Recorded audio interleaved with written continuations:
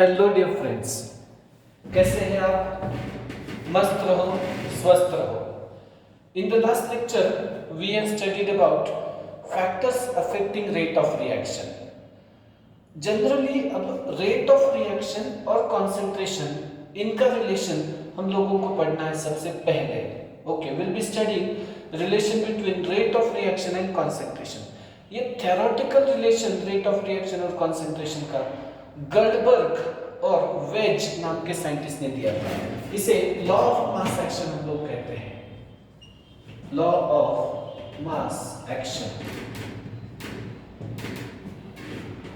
ये law of mass action दो scientist ने स्टेट किया है, जिनका नाम है गॉल्डबर्ग and veg.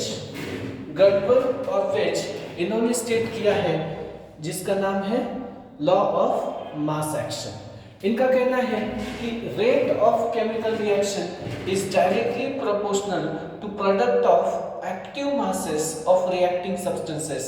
Rate of chemical reaction is directly proportional to product of active mass। जब बोलते हैं तो मोलर कॉन्सेंट्रेशन हमारा मीनिंग होता है रिएक्टिंग सब्सटेंसेस की।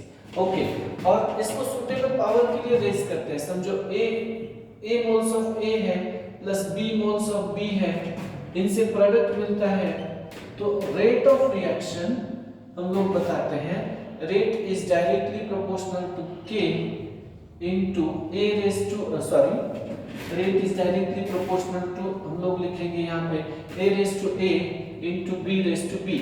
ये कोएफिशिएंट को पावर करना है हमें, और rate is equal to K into A raise to A into B raise to B कहा जाता है।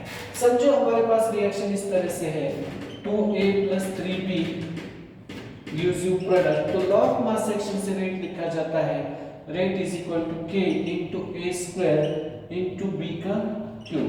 यहाँ पे K जो होता है ये रेट कांस्टेंट कहा जाता है, rate constant of the reaction. इसको स्पेसिफिक रिएक्शन रेट भी बोलते हैं, specific reaction rate. Velocity constant, rate constant भी बोला जाता है। तो rate of reaction is directly proportional to product of active masses या molar concentration of each reacting substance raised to the suitable power. इसको हमने नाम दिया है क्या बेटा? Law of mass action. What is the name that we have given? Law of mass action. तो बिल्कुल सिंपल है ये law. This law is quite simple one. इसका नाम हमने दिया है लॉ ऑफ मास एक्शन। अब हम लोगों को आगे बढ़ना है बेटा, ये थ्योरेटिकल लॉ है। एक्चुअल में बाद में ये प्रूव कर दिया गया अरेनियस और बहुत सारे साइंटिस्ट द्वारा कि जितने मोल्स है इसमें या जितने रिएक्टेंट्स है, सभी के सभी रिएक्टेंट इंपॉर्टेंट नहीं होते हैं। सभी के सभी रिएक्टेंट रेट को डिटरमाइन नहीं करते हैं। तो हम लोग क्या करते हैं, ये प्रैक्टिकल करते हैं। जैसे क्रिकेट टीम में 11 खिलाड़ी हैं समझो, तो 11 के 11 किसी एक मैच में इफेक्टिव कभी कभी नहीं होते, कोई फेल जाता है तो उसका मैच के ऊपर बहुत ज्यादा इफेक्ट नहीं होता है रिजल्ट के ऊपर। ऐसा कहने का मतलब इतना ही है यहाँ पे कि A और B ये सभी रिएक्टेंट और उनके सभी कोएफिशिएंट डायरेक्टली प्रैक्टिकली इफेक्ट नहीं करते हैं रेट ऑफ रिएक्शन को। तो एक नया नियम बनाया गया जो है रेट लॉ इक्वेशन जैसा बोलते हैं हम लोग, इसे कहते हैं रेट लॉ या rate law equation. Rate law, old times में इसको रेट लॉ इक्वेशन बोलते हैं, रेट लॉ इक्वेशन। ये डिफरेंशियल इक्वेशन होता है, it is differential equation which gives relation between rate of reaction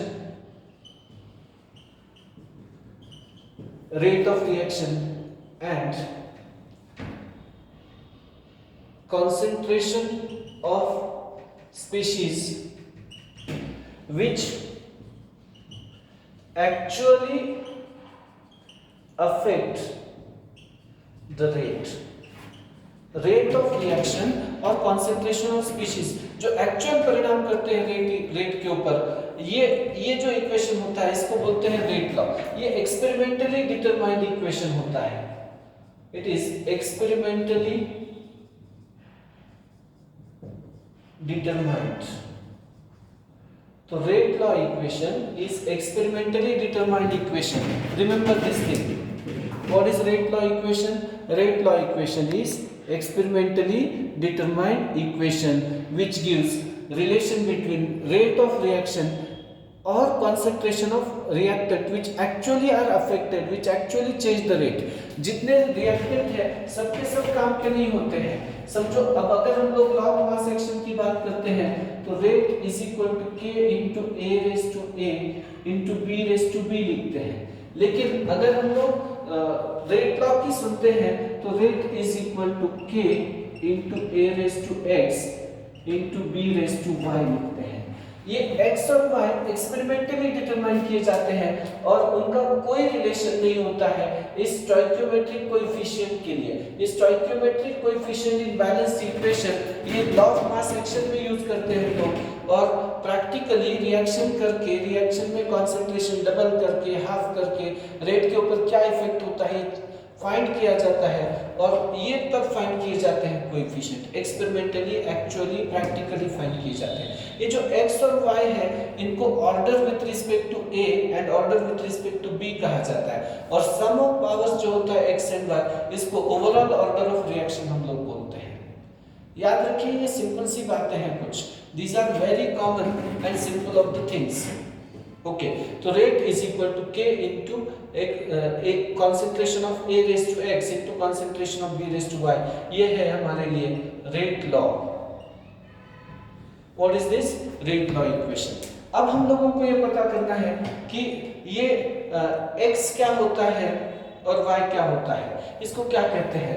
x और y जो आए हैं उसे कहते हैं ऑर्डर ऑफ द रिएक्टेंट, और टोटल अगर करते हैं x और y का उसे कहते हैं overall order of the reaction. तो ओवरऑल ऑर्डर ऑफ रिएक्शन क्या है हम लोग पता करने की कोशिश करते हैं। ये दो टर्म्स आप लोग जानते हैं, एक डिस्टिंक्शन बिटवीन कर लेते हैं ऑर्डर ऑफ रिएक्शन और मॉलिक्यूलरिटी ऑफ ए रिएक्शन के लिए। Let us get one common difference between order of reaction and molecularity of reaction. देखते हैं ये ऑर्डर क्या होता है और मॉलिक्यूलरिटी क्या होता है। It is the sum of powers,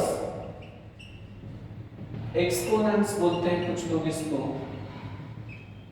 of concentration terms in rate law equation.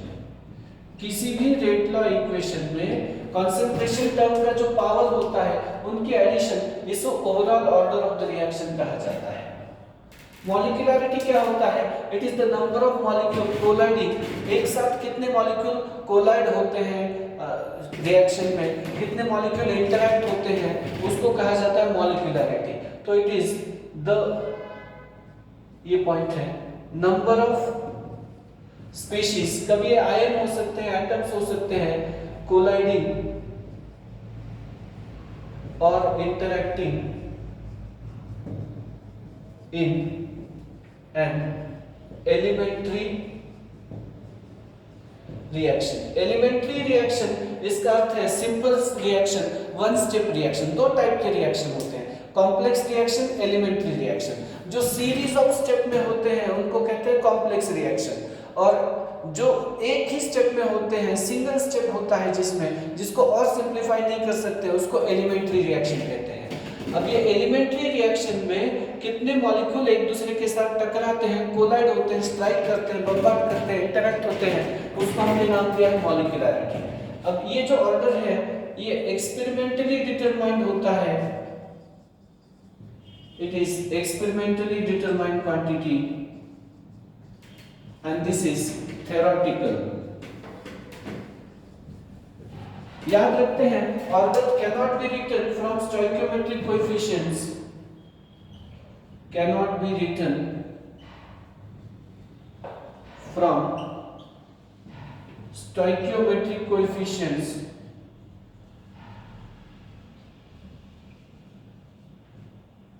ये sum of stoichiometric coefficients in elementary reaction. Elementary reaction.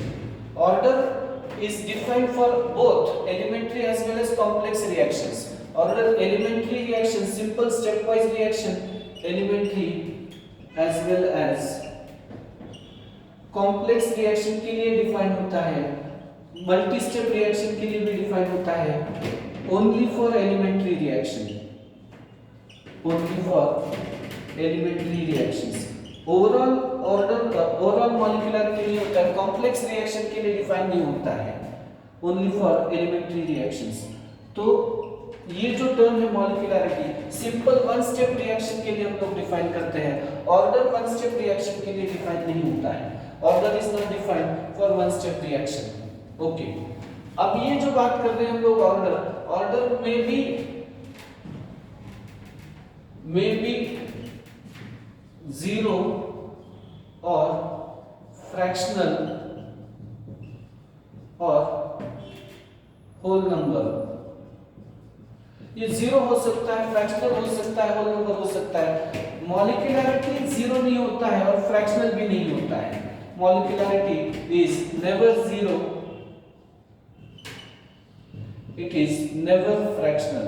Molecularity कभी भी जीरो नहीं होता है, कभी भी फ्रैक्शनल नहीं होता है. ऑर्डर में भी negative also, order of reaction negative भी हो सकता है. मॉलिक्यूलरिटी कभी भी नेगेटिव नहीं होता है. ऑर्डर ऑफ रिएक्शन में भी नेगेटिव,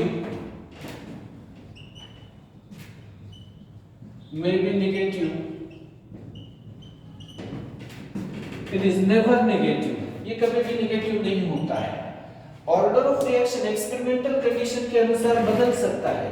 जैसे कि कैटलिस्ट है, कंसंट्रेशन ऑफ स्पीशीज बहुत ज्यादा अगर हो जाता है, टेम्परेचर है, तो ऑर्डर में वैरी विथ एक्सपेरिमेंटल कंडीशंस.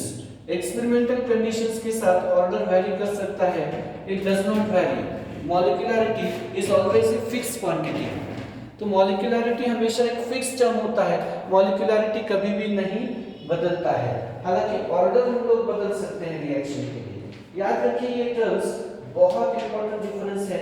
लिख लीजिए बेटा, फटाफट से लिखिए. और लिखना हो गया तो वैसे बताइए हमें. If your writing is over. Okay, लिखना हो गया है बेटा आपका ये ऑर्डर और मॉलिक्यूलरिटी. लेकिन याद रखें कि एलिमेंट्री रिएक्शन के लिए ऑर्डर और मॉलिक्यूलरिटी सेम होता है. एलिमेंट्री वन स्टेप रिएक्शन अगर है तो order is equal to molecularity. Elementary one step reaction के लिए ऑर्डर और मॉलिक्यूलरिटी कैसे होता है? सेम होता है. चलिए अब हम लोग पढ़ते हैं जीरो ऑर्डर रिएक्शंस के लिए डिटेल में. जब हम लोग कहते हैं ऑर्डर ऑफ रिएक्शन जीरो है तो इसका अर्थ है कि कंसंट्रेशन का परिणाम शून्य होता है. There is no effect of concentration at all. उसे कहेंगे हम लोग zero order reaction. Everything about zero order reaction will be studied here. Zero order reaction ये क्या होता है? Zero order reaction. Let us study it once. एक बार पढ़ने की कोशिश करते हैं. जिसमें रेट ऑफ रिएक्शन कंसंट्रेशन किसी भी रिएक्टेंट के किसी भी कंसंट्रेशन के ऊपर डिपेंड नहीं करता है. Okay, the reaction which proceeds with same constant rate. जो रिएक्शन यूनिफॉर्म रेट से चलती है independent of concentration of any reactant, जो किसी भी रिएक्टेंट के कंसंट्रेशन के ऊपर डिपेंड नहीं करती है, इसे हमने नाम दिया zero order reaction. Power of concentration term in rate law zero आना चाहिए यहां पे. Power of concentration term in rate law zero होना चाहिए. ऐसा जो रिएक्शन है इसे हमने क्या नाम दिया बेटा? Zero order reaction. What is a zero order reaction? The reaction which is independent of concentration of any reactant. The reaction in which power of concentration term in rate law is zero. The reaction which proceeds with the same constant uniform rate is called as zero order reaction. अगर हम लोग मतलब technically इसको लिखना चाहेंगे और example के लिए तो वो भी कर सकते हैं। जीरो ऑर्डर रिएक्शन में पावर ऑफ कंसंट्रेशन टर्म, समझो ये A gives you प्रोडक्ट, ऐसा रिएक्शन हम लोग लिख रहे हैं। If we are writing A gives you product as a reaction, then हम लोगों को ये पता करना है कि कंसंट्रेशन जो है ये डिक्रीज हो रहा है uniformly with time, rate is directly proportional to A raised to 0, anything raised to 0 is 1, rate is equal to K। ये करेक्ट आता है, रेट मतलब माइनस dA by dt होता है, dA by dt is equal to K आता है। ये zero order reaction आता है, याद रखिएगा। अब रेट कांस्टेंट है तो रेट ऑफ रिएक्शन और कंसंट्रेशन इस तरह से ग्राफ होना चाहिए, क्योंकि ये रेट अपनी सीधे चल रहा है। जैसे हिंदी में कहावत है, हाथी चले बाजार कुत्ते भौंके हजार। हाथी अपने चाल से चलता है, कुत्ते भौंकते तो हाथी डर के भागता नहीं है, उसको कोई फर्क नहीं पड़ता, कुछ फर्क नहीं पड़ता है उसको, तो ये सीधे चलता है। कंसंट्रेशन कम करो ज्यादा करो, रेट के ऊपर कोई परिणाम नहीं होने वाला है। तो रेट और कंसंट्रेशन और रेट और टाइम का ये ग्राफ याद रखना चाहिए। कुछ लोग माइनस dA by dt लिखते हैं इसको, और इसको कंसंट्रेशन को A लिखा जाएगा, R भी लिख सकते हैं। कंसंट्रेशन ऑफ रिएक्टेंट और टाइम की जहां पर बात है, कंसंट्रेशन ऑफ रिएक्टेंट और टाइम, तो जीरो ऑर्डर के रिएक्शन के लिए ये ऐसा ग्राफ आता है। कंसंट्रेशन ऑफ रिएक्टेंट और टाइम, तो concentration decreases uniformly with time. अगर कंसंट्रेशन प्रोडक्ट का निकाल रहे हैं हम लोग, तो प्रोडक्ट का कंसंट्रेशन ऑफ प्रोडक्ट चाहिए विद टाइम, तो ये लाइन पासिंग थ्रू ओरिजिन हो जाता है, it becomes line passing through origin. तो ये सिंपल से ऑब्जर्वेशन है हमारे लिए जीरो ऑर्डर रिएक्शन के लिए। क्या क्या बातें की हैं जीरो ऑर्डर रिएक्शन के लिए, देख लीजिएगा बेटा एक बार। रेट कांस्टेंट होना चाहिए एक, दूसरी बात कंसंट्रेशन यूनिफॉर्मली डिक्रीज होना चाहिए, इसका जो स्लोप होता है ये slope is equal to minus of K होता है। ये पक्की बातें याद रखें, तीनों ग्राफ याद रखें जीरो ऑर्डर रिएक्शन के लिए। Rate versus concentration straight line है parallel to concentration axis. Product का कंसंट्रेशन बढ़ता है एक स्पीड से, कांस्टेंट स्पीड से, और रिएक्टेंट का concentration of reactant decreases with time uniformly. Okay, ये सब कौन सा रिएक्शन है, जीरो ऑर्डर रिएक्शन। अब हम लोग जीरो ऑर्डर रिएक्शन के लिए डेफिनेशन तो पढ़े हैं, power of concentration term in rate law equation zero आता है। अब काइनेटिक्स पढ़ते हैं, इसके लिए इंटीग्रेशन करते हैं रेट लॉ इक्वेशन का। हम लोग क्या लिखते हैं, तो minus dA by dt is equal to K, क्योंकि रेट कांस्टेंट होना चाहिए। कुछ लोग क्या करते हैं, इसको dA by dt is equal to K लिखा है तो माइनस मतलब ऐसे लिखते हैं K dt is equal to minus of dA। ये डिफरेंशियल इक्वेशन होता है। क्या किया हमने, dt को ये साइड में सेट किया है, ये डिफरेंशियल रेट लॉ इक्वेशन है, इसका इंटीग्रेशन करना पड़ता है हम लोगों को। This is differential rate law, small change है dt इतना टाइम का, ओवरऑल चेंज के लिए इसका इंटीग्रेशन करते हैं फ्रॉम 0 टाइम स्टार्ट से K dt to t time तक, 10 मिनट 5 मिनट 15 मिनट 20 मिनट तब तक के लिए हम लोग रिएक्शन को आगे बढ़ाते हैं। It is equal to integration from A0 to AT minus of dA। अब आप लोग CET कर रहे हैं, मैथ्स आपका है तो जानते हैं dt का integration with respect to t होता है, dt का इंटीग्रेशन t आता है, तो K into t 0 to t is equal to dA का इंटीग्रेशन A आ जाएगा और from A0 to AT minus sign के साथ रहेगा। Upper limit minus lower limit से सॉल्व करते हैं इसको, तो ये इक्वेशन बन जाएगा K into t minus 0 KT will be equal to, ये क्या आएगा रिलेशन बेटा, AT minus A0, तो ये माइनस साइन के साथ लिखेंगे तो A0 minus AT। ये जो इक्वेशन आया है इसे कहते हैं integrated rate law for zero order. कुछ लोग इसको ऐसे लिखते हैं K is equal to A0 minus AT upon T। Zero order reaction के लिए आता है। कुछ लोग क्या करते हैं, इस ये जो आया है A0 इसको स्मॉल a लिखते हैं। What do they right? A। And ये जो आता है AT इसको A-x लिखते हैं। अलग अलग अंदाज है, लेकिन ये स्टेट बोर्ड ने और बोर्ड टेक्स्ट बुक जनरली यही यूज करते हैं, तो हम लोगों को यहीं पे रहना है। तो इंटीग्रेटेड रेट लॉ ये आया है जीरो ऑर्डर रिएक्शन के लिए, इसे कहते हैं रेट लॉ। ये है इंटीग्रेटेड रेट लॉ। ये ग्राफ आए हैं हमारे लिए। अब अगर हम लोग मतलब इसको और सिंपलीफाई करना चाहते हैं, हाफ लाइफ पीरियड निकालना चाहते हैं जीरो ऑर्डर रिएक्शन के लिए, let us take out half life period of zero order reaction. T half निकालना चाहते हैं, तो हाफ लाइफ पीरियड क्या होता है? What is half life period? तो हाफ लाइफ पीरियड ऐसा टाइम है जिसमें कंसंट्रेशन आधा हो जाता है रिएक्टेंट का। T is equal to T half और AT will be equal to A0 by 2। 50% reactant जहां पे कंज्यूम होता है उसको हाफ लाइफ पीरियड कहते हैं हम लोग। तो ये AT A0 by 2 हो जाता है, तो हम लोग लिखते हैं K is equal to A0 minus A0 by 2 upon T half। A0 minus A0 by 2, तो ये रहेगा A0 by 2, तो हम लोग लिख पाएंगे T half is equal to A0 by 2K। तो हम लोग लिख सकते हैं यहाँ पे एक T half is directly proportional to A0। ये बहुत इंपॉर्टेंट फैक्टर आया है। Half life period of zero order reaction is directly proportional to initial concentration. Half life period of zero order reaction is directly proportional to initial concentration of reacting species. तो देख लीजिएगा, बिल्कुल important part है और लगभग 100% coverage दिया है मैंने जीरो ऑर्डर रिएक्शन के लिए। इवन डेरिवेशंस भी बताए हैं पूरे कम समय में।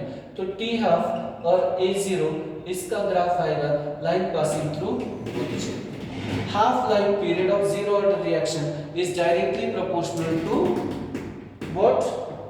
Initial concentration. T half is equal to A0 upon 2K। Zero order reaction के लिए और एक दो पॉइंट पढ़ने हैं, इतना लिख लीजिए बेटा,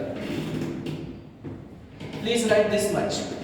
it's all important and we are studying it in less time. कम समय में हम लोगों को पढ़ना है इसको। चलिए अब आगे बढ़ते हैं। जीरो ऑर्डर रिएक्शन के लिए यूनिट ऑफ रेट कांस्टेंट क्या होना चाहिए? What is unit of rate constant? Unit of rate constant हम लोग जानते हैं rate is equal to K into A raised to 0। Anything raised to 0 is 1, so ये 1 है, तो rate is equal to K। तो unit of K is equal to unit of rate,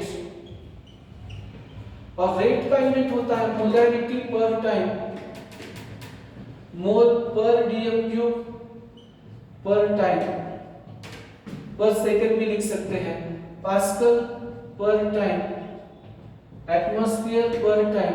अगर ये गैसियस रिएक्शन है तो जनरली प्रेशर में, और नॉर्मल रिएक्शंस है सॉल्यूशन में तो कंसंट्रेशन मोलैरिटी में जाते हैं। तो unit of rate depends on unit of rate constant depend on unit of rate for zero order reaction.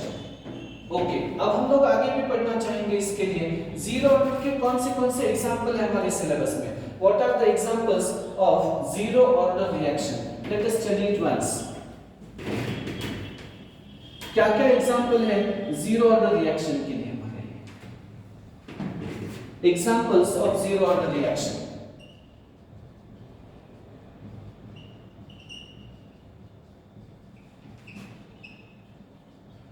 कौन से एग्जांपल है हमारे पास जीरो ऑर्डर रिएक्शन के लिए? सबसे पहले आता है डिकम्पोजिशन ऑफ अमोनिया। ये प्लैटिनम होता है, टंगस्टन होता है, गोल्ड के ऊपर होता है, हीट करते हैं अमोनिया को। तो अगर हाई कंसंट्रेशन ऑफ अमोनिया है, हाई टेम्परेचर है, तो हम लोग N2 + 3H2 लिख सकते हैं। ये रिएक्शन जीरो ऑर्डर रिएक्शन है। हम लोग लिख सकते हैं कि rate is directly proportional to concentration of ammonia raised to 0। Okay, then अब हम लोग फॉस्फीन का डिकम्पोजिशन करते हैं इसी तरह पे। प्लैटिनम या टंगस्टन मेटल के ऊपर हीट करते हैं, फास्फोरस और H2 मिल जाता है। तो you can decompose phosphine, you can decompose ammonia, you can decompose nitrous oxide.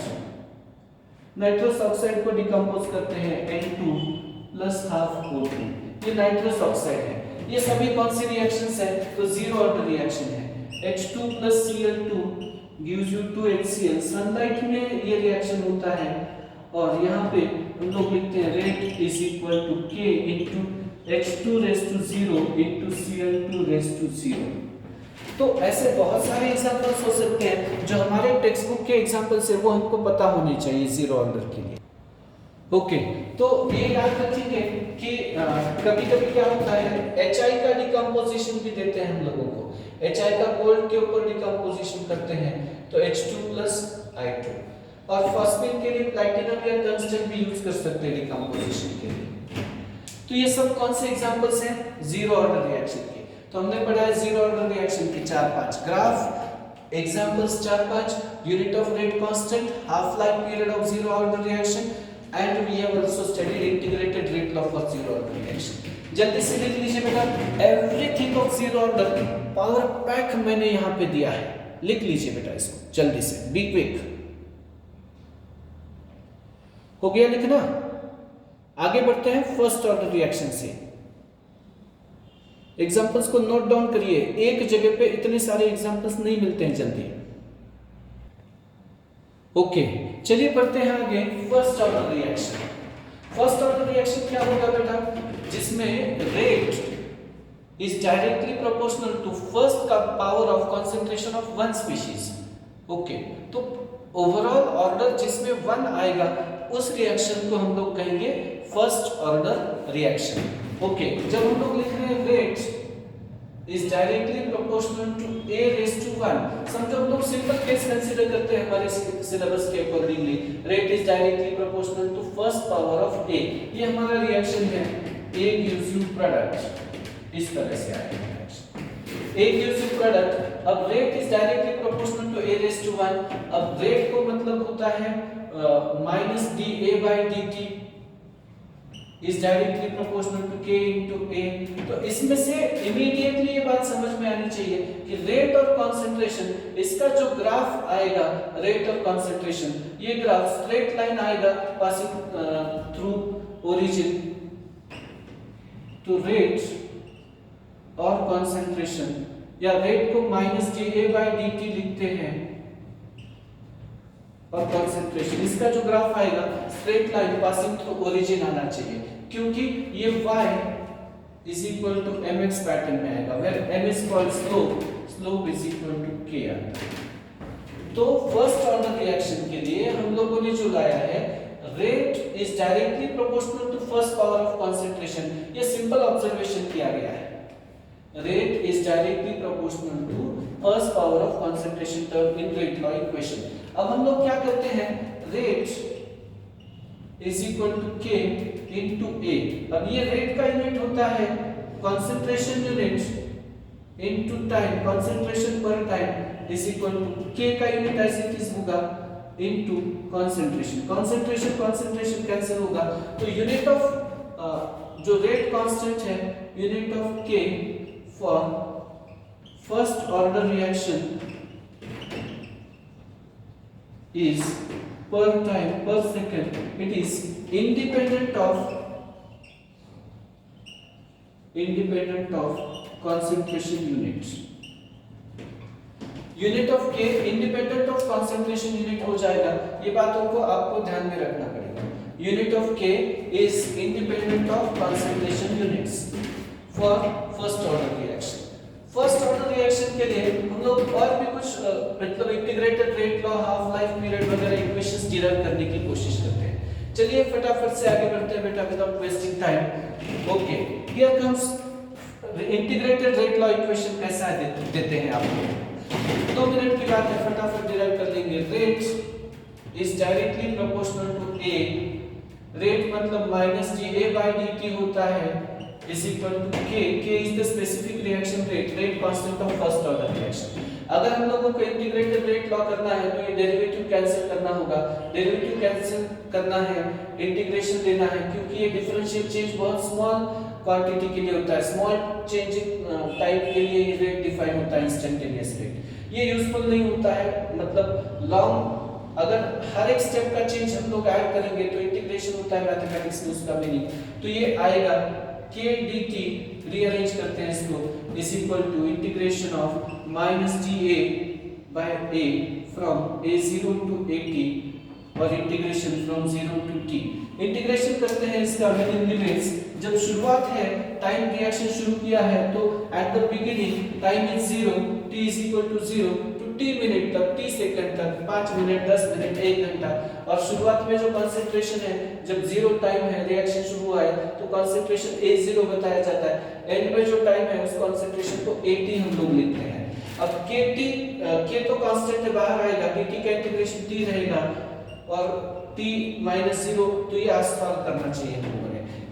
dA by a का integration natural log of a होता है, इसको ln a लिखते हैं फ्रॉम a0 टू at, ये माइनस साइन के साथ है। कुछ लोग इसको, कुछ बुक्स इसको log to the base e लिखते हैं from a0 to at, minus log to the base e लिखते हैं, a एज इट इज लिखते हैं a0 टू at। अब upper limit minus lower limit हम लोगों को करना पड़ेगा, तो at माइनस a0 आ जाएगा, माइनस साइन के साथ है तो log का रूल अप्लाई करते हैं। ओके, तो kt will be equal to, minus sign की वजह से हम लोग ये रूल मतलब ये इन्वर्ट कर लेते हैं और डायरेक्टली लिख सकते हैं ln a0 by at। kt is equal to ln a0 by at, या फिर हम लोग लिख सकते हैं kt is equal to log to the base e of a0 by at। यहां से हम लोगों को एक ग्राफ मिल जाता है। अगर हमने x एक्सिस में, ये ग्राफ मतलब कोई स्टडी का पॉइंट ही नहीं होता है, सिंपल मैथमेटिक्स होता है, स्कूल लेवल के ग्राफ होते हैं। अगर आपके पास natural log of a0 by at है और टाइम ये एक्सिस में है तो ये ऐसे आएगा, ln a0 by at straight line kt, y is equal to mx pattern में आएगा ये graph, line passing through origin होता है, slope will be equal to k here. तो ये ग्राफ भी मिल जाता है और ये इक्वेशन भी मिल जाता है। अब इसको अलग अलग अंदाज में हम लोग बता सकते हैं। समझिए अगर हमको ये log टू द बेस 10 पे लेके जाना है तो लिखते हैं k इज इक्वल टू, ये t तो इधर आ जाएगा, 1/t हो जाएगा और 2.303 upon t log to the base 10 of a0 by at। कुछ लोग log लिखते हैं log अपॉन 10 नहीं लिखते हैं, log टू द बेस 10 लिखा है, ये नेचुरल log को हमने कन्वर्ट किया है log टू द बेस 10, इसीलिए मल्टीप्लिकेशन फैक्टर यहाँ पे लाया गया है। k is equal to 2.303t divided by t log to the base 10 a0 by at। अब शुरुआत का जो कंसंट्रेशन इसको a से रिप्रेजेंट करते हैं, k is equal to 2.303 by t log to the base 10 of a upon a minus x। What is that? K is equal to 2.303 by t log to the base 10 of a upon a minus x। तो ये आना चाहिए हम लोगों को। These things you have to understand very well। ये अच्छे से समझ लीजिएगा बेटा आप लोग। ओके, लिख लीजिए, ये इंटीग्रेटेड रेट लॉ इक्वेशन है फर्स्ट ऑर्डर के लिए। और समझो हमने इस इक्वेशन के ln के बजाय log टू द बेस 10 को प्लॉट करते थे तो स्लोप सिर्फ बदलता था। ये इक्वेशन कैसे बनेगा ग्राफ का देखते हैं एक बार। log to the base 10 of a0 by at लिखा है हमने y एक्सिस के ऊपर और टाइम लिखा है x एक्सिस के ऊपर, तो ये इसी तरह से इक्वेशन आएगा, kt upon 2.303 बन जाएगा, तो slope will be equal to k upon 2.303 बन जाएगा। इतना फर्क होगा स्लोप में, तो ये ग्राफ में निकालने आने चाहिए। इससे कुछ लोग एक्सपोनेंशियल ग्राफ की तरफ भी जाते हैं। अब एक्सपोनेंशियल लेते हैं हम लोग इसका, टेकिंग एक्सपोनेंशियल, तो नेचुरल लॉग का दुश्मन होता है एक्सपोनेंशियल, तो e raised to kt is equal to a0 by at। e raised to kt is equal to a0 by at हम लोग लिख सकते हैं at is equal to a0 into e raised to minus kt। तो याद रखते हैं जब हमने लिखा है at is equal to a0 into e raised to minus kt, तो concentration remaining with respect to time अगर हम लोग ग्राफ निकालेंगे तो ये एक्सपोनेंशियल कर्व आएगा फर्स्ट ऑर्डर रिएक्शन के लिए। तो फर्स्ट ऑर्डर के लिए हमने जो निकाला है कंसंट्रेशन वर्सेस टाइम का ये ग्राफ आया है। Log concentration log of A0/80 versus time का ये ग्राफ आया है। ln A0/80 वर्सेस टाइम का ये ग्राफ आया है। मैथमेटिकल इक्वेशन होते हैं, एक्सपोनेंशियल इक्वेशन भी आने चाहिए। AT = A0 * e⁻kt निकाला है।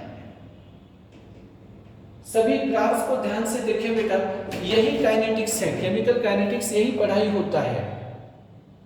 ओके, वन शॉट में वन गो में हम लोग जीरो ऑर्डर और फर्स्ट ऑर्डर काइनेटिक्स एग्जांपल्स सब कुछ कवर करने वाले हैं यहाँ पे। अब हम लोग क्या करते हैं कि इसमें और एक ग्राफ के लिए कोशिश करते हैं। कुछ लोग क्या करते हैं इसको KT K/2.303 * T ये इक्वेशन को रीअरेंज करते हैं हम लोग। T को इधर लेके आए, 2.303 को इधर लेके आए = log of A/A-x लिखा है। अब हम लोग लिखना चाहेंगे यहाँ पे K/2.303 * T log of A minus log of A-x। log of A/B का फॉर्मूला यहाँ पे यूज किया गया है।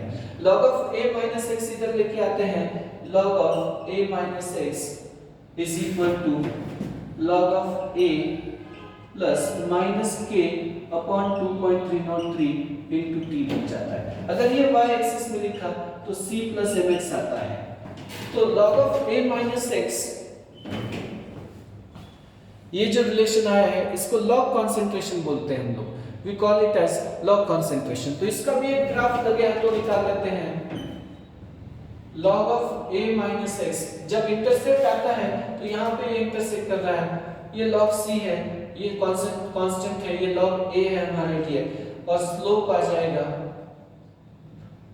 -K/2.303 जब log of A-x और टाइम का ग्राफ हमने निकाला है। 1 2 3 4 और पहले भी एक मैंने ग्राफ ड्रॉ करके दिया है। इसको लॉग कंसंट्रेशन भी बोलते हैं versus time. Concentration versus time is log of A0/80 versus time. log of A log to the base 10 है, नेचुरल लॉग है, एक्सपोनेंशियल के बेस पे है। ये इक्वेशन सबसे बेसिक इक्वेशन में से एक समझा जाता है। इंटीग्रेटेड रेट लॉ इक्वेशन के लिए ये आना चाहिए हम लोगों को। This has to be done. ये मेमोराइज नहीं करना है हम लोगों को। डू नॉट लर्न दिस, रट्टा नहीं करना है इस इक्वेशन को, मेमोराइज ना करें। Do not learn it by heart. Simple solve करते जाए तो अपने आप से आगे बढ़ते जाएंगे। चलिए आगे बढ़ते हैं। Half life period of first order reaction क्या होता है उसके लिए। Let us study about the term called half life period of first order reaction. Let us go for it once. Okay, तो हम लोग आगे बढ़ते हैं और पढ़ते हैं half life of first order reaction. Half life of first order reaction क्या होता है पढ़ने की कोशिश करते हैं। चलिए फटाफट से आगे बढ़ते हैं। Late us study out K का क्या फॉर्मूला है फर्स्ट ऑर्डर के लिए। 2.303/T log to the base 10 of A0/80 लिखते हैं। जब हाफ लाइफ बोलते हैं हम लोग तो आधा रिएक्शन कंप्लीट हो गया है। When T = T half को हाफ लाइफ पीरियड बोलते हैं। तो 50% रिएक्शन पूरा हो गया है, रिमेनिंग कंसंट्रेशन 50% है। AT = A0/2 आता है। तो K = 2.303/T half log to the base 10 of A0/A0/2। 2 cancel, 0 cancel हो जाएगा, ये आएगा K = 2.303 log to the base 10 of 2/T half। कुछ लोग इसको पुराने मोड में लेके जाते हैं और ये ln लिखते हैं। K = ln 2/T half। ये सब MCQs होते हैं, नीट में भी आते हैं, सीटी में भी आते हैं, इवन JEE लेवल तक भी चलते हैं। तो ये बेसिक है, ये रिवर्स कन्वर्जन किया गया है यहाँ पे। अब log 2 की वैल्यू 0.3010 आती है log 2 की वैल्यू। तो ये आता है सॉल्व करने पर K = 2.3 into 0.3010 upon t half, तो k is equal to 0.693 upon t half। हम लोग बोलते हैं t half is constant and does not depend upon initial concentration of reactant for first order reaction। First order reaction के लिए half life period does not depend on initial concentration of reactant. ये बात याद रख लेनी चाहिए, लिख लीजिए, ये एक्सप्रेशन इंपॉर्टेंट होता है। इसके ऊपर एक ग्राफ भी ड्रॉ कर सकते हैं हम लोग। जब हम लोग टी हाफ का ड्रॉ करते हैं अगेंस्ट इनिशियल कॉन्सेंट्रेशन, तो ये इस तरह से आता है। इन जनरल हम लोग जब बोलते हैं T half, it is proportional to a raised to 1 minus x, where x is order of reaction। ये जनरलाइज सेंस है टी हाफ के लिए। ओके, लिख लीजिए बेटा, फटाफट से लिखिए, please be quick. Half life of first order reaction is independent of initial concentration of reacting substances। Half life of first order reaction does not depend upon initial concentration of reacting substances। Okay, अब बहुत सारे reaction में क्या होता है कि concentration reaction कितना complete होता है, कितना बाकी है, ये पूछते हैं। T3/4 ये कंसेप्ट आता है हमेशा, टी हाफ जैसा है। जब हम लोग बोलते हैं T3/4 और टी हाफ, इसके लिए बताएंगे आप लोगों को क्या करना है। ये हमारा बेसिक इक्वेशन तो कभी भी याद रहना चाहिए। K is equal to 2.303/t log to the base 10 of A0/80। जब हमने टी हाफ बोला है तो 2.303/k log to the base 10 of A0/2 लिखा है। तो 50% रिएक्शन कंप्लीट हो गया था। जब T3/4 बोलते हैं हम लोग, तो 3/4 रिएक्शन कंप्लीट है। 3/4 रिएक्शन कंप्लीट है, इसका अर्थ है जो रिमेनिंग है कॉन्सेंट्रेशन, ये 80, ये A0 माइनस 3/4 ऑफ A0 होता है। तो ये A0/4 आता है। 10 मतलब हम लोग बोल सकते हैं कि A0/4 आ रहा है, ये T3/4, 3/4 रिएक्शन कंप्लीट होती है। तो हम लोगों को इसको इस तरह से बताने आना चाहिए कि T3/4 इज इक्वल टू, ये 80 जो है A0/4 आना चाहिए, 2.303/k log to the base 10 of A0 upon A0/4। अब ये कितना आता है T3/4? कुछ लोग इसको T75% भी बोलते हैं, 75% कंप्लीशन होता है परसेंटेज में। तो 2.303/k log of 4, log 4 की वैल्यू रख सकते हैं कुछ लोग, या कुछ लोग 2/2 लिख देते हैं इसको। तो T3/4 is equal to 2.303 into log of 2/2 upon k। अब ये 2 log के रूल अप्लाई करते हैं, ये 2 को इधर लेके आते हैं, तो T3/4 is equal to 2 into 2.303 into log 2/k। अब ये कैलकुलेशन भी हो सकता है या फिर डायरेक्ट सब्स्टिट्यूशन भी हो सकता है। तो T3/4 is equal to 2 times of T half आता है फर्स्ट ऑर्डर के लिए। T3/4 is 2 times of T half for first order reaction। Keep in mind about these all things। लिख लीजिए बेटा आराम से।